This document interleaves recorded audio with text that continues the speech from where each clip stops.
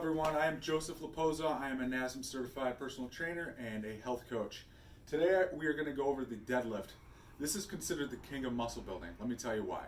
First of all, it's a compound exercise. That means you're working the full body through this movement. Whenever you're doing a deadlift, you're squatting down to grab the bar. You want your feet right under your hips. Now, there's a few cues here to set yourself up correctly. As you roll the bar to your shins, you want your feet and laces directly into the bar, and your shins will be resting on the bar. Grab the bar right outside your legs. Now, as you pull the bar up, there's two cues to this movement. The first cue is you're pressing with your legs. Dr. Bouchard will get into why this is very important for your lower back.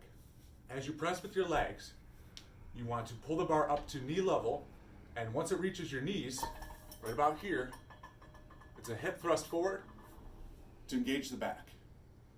Now, to set the bar back down, we just do the reverse.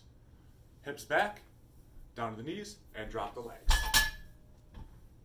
Good job, Joe. So this motion, a lot of people are afraid to do it, but in all honesty, it's one of the most fundamental movements in human function.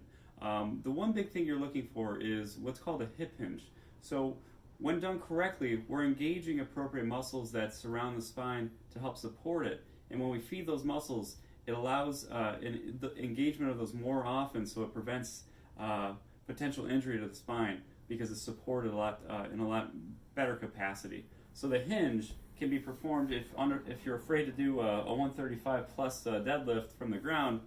We could begin with a simple pull.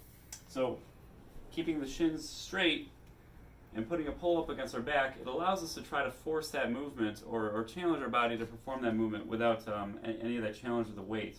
So what we can do is create a drive through our hips as if it's being pushed through the groin.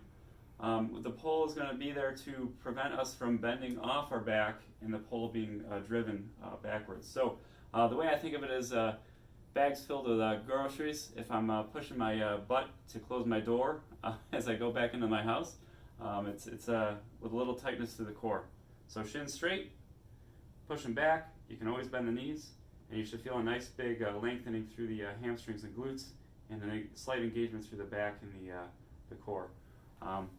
Hope this helps, guys, and if you have any questions, feel free to contact me or Joe.